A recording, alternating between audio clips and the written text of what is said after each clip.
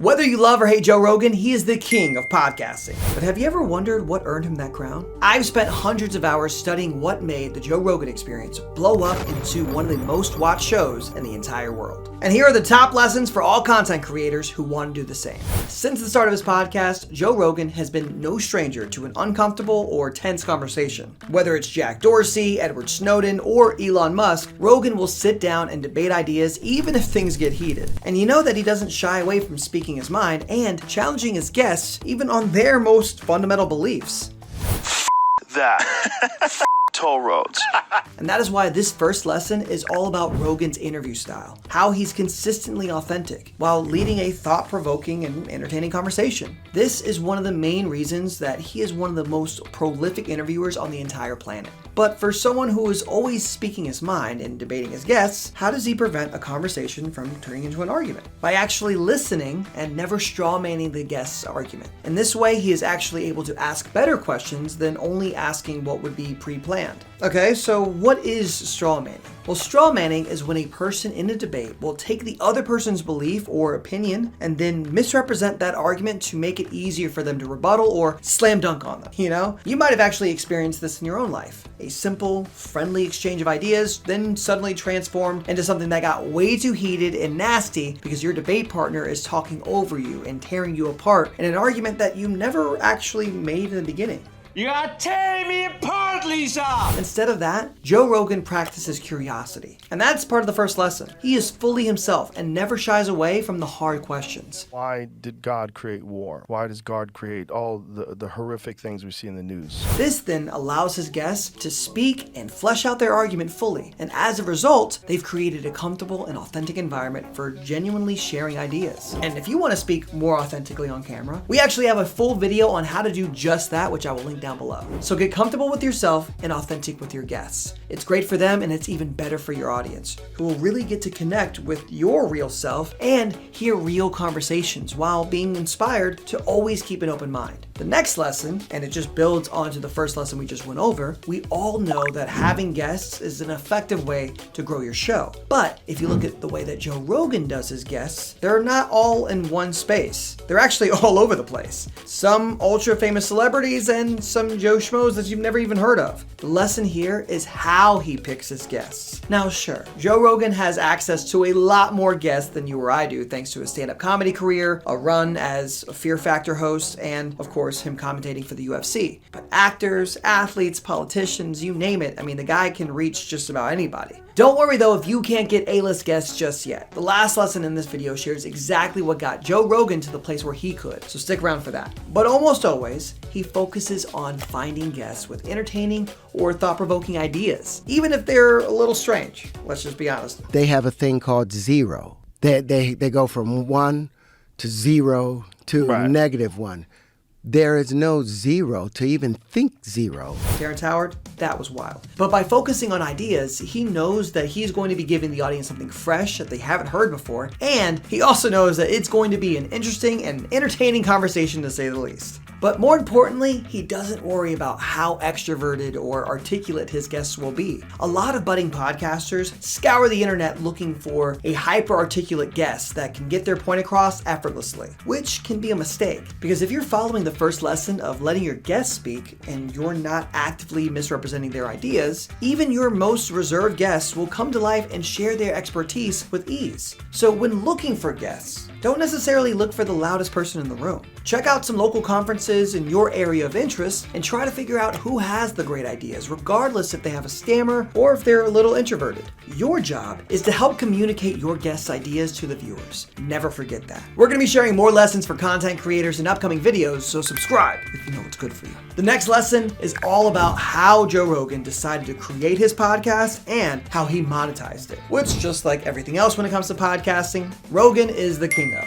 But it wasn't always this way. When the podcast first began with his friend Brian Redband, it was just two guys sitting around in a small room chatting about nonsense. But before long, Rogan signed a deal with a major radio station, SiriusXM, and it began charting on iTunes podcast list. However, it wasn't until getting on YouTube back in 2013 that things really started growing rapidly. Now, we have already talked about the value of video podcasting in our 10 beginner podcaster mistakes video, but we cannot stress it enough. You need to be showing your face on your podcast. By the way, check out that video right here. But for Rogan, by creating video podcasts early on, not only was he able to grow on podcast platforms, but also on the second largest search engine and the second most used social platform in the entire world. Yes, I am talking about YouTube. By building a big following on YouTube, Rogan also opened himself up to thousands of relevant, big ticket sponsors and merchandise sales that have kept that machine running. But what's to learn here? Well, first, don't worry about monetization right away. If you're getting the first 2 lessons right, then the money will follow soon enough. And second, get that logo on a t-shirt and wear it on camera. And when it comes time for the sponsorships, focus on the things that your viewers will actually be interested in. A huge part of the Joe Rogan Experience is health and fitness, and you can see that in a bunch of his sponsors. Keep the sponsors happy, and they'll keep your pocket happy. You never know. You could soon be signing a $100 million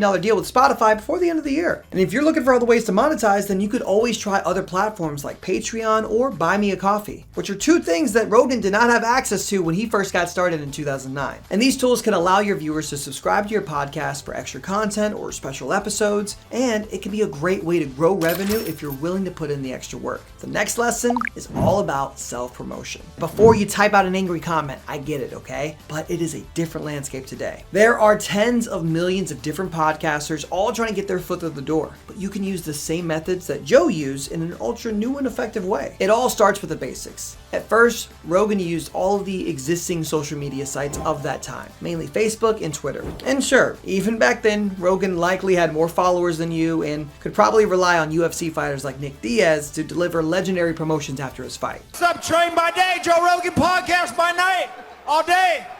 But what Rogan didn't have when he first started out was using TikTok or Reels. If you've ever used these platforms before, even just a little bit, then you know how prevalent podcast clips are on it. Some people fake entire podcast setups in their videos just for the hope that it goes viral, because they are super simple and easy to make. You can cut up some of the best, most intriguing moments from your podcast episode, add in a couple of subtitles, maybe throw in some catchy music, and you've got yourself some solid short form content there. And with a combined 2.8 billion monthly users on Instagram and TikTok alone, that is going to be a lot of eyeballs on your podcast if you do it right. But before we get into our final secret sauce lesson, the 5th lesson that you can learn from Joe Rogan is just how little studio setup actually matters when you're first starting out. If you go back to those early JRE episodes with Rogan and Red Band, then you'll notice how viscerally unpleasant the podcast studio actually was. Poor cameras, worse mics, and some strange snowflake decal that screams early 2000s. And yet the podcast grew at an amazing pace, and before long, he had even better equipment and a revolving door of different studio setups. Now, we have already made a video on how to set up your podcast video studio, so check that out if you want. But all this to say is that you don't have to worry so much about what your setup looks like right now, as long as you have good sound, which just requires a good mic, like the ones we cover in this video right here, or an AI feature like Magic Dust and Podcastle that you can see right over there. And now phones have such good cameras that you don't even need much else to start with. Joe didn't overdo it in the beginning.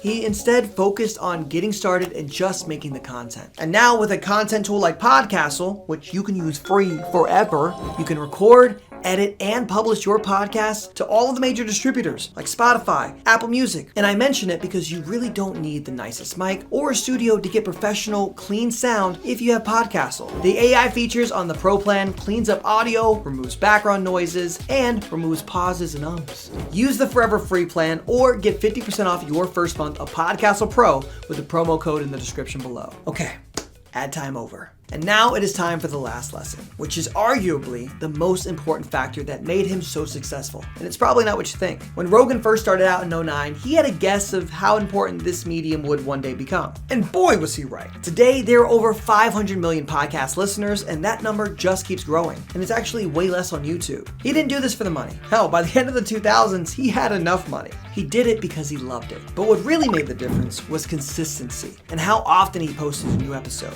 He may have started in 2009. But by 2018, he had already had over 1,000 episodes of the podcast. And he did all this by focusing on steady growth, starting off with a podcast episode every week, then a couple a week, and he even held back a few if he felt himself getting burnt out. But by being consistent, he learned how to become the best interviewer through repetition and essentially how to turn his interviews into a profitable empire. And as we all know today, that consistent effort paid off. Make sure you subscribe and let us know why you think Joe Rogan is the success that he is today. And also, remember to use that 50% off promo code for your first month of Podcastle Pro. Link down below. Thank you so much for watching, and I will see you in the next one.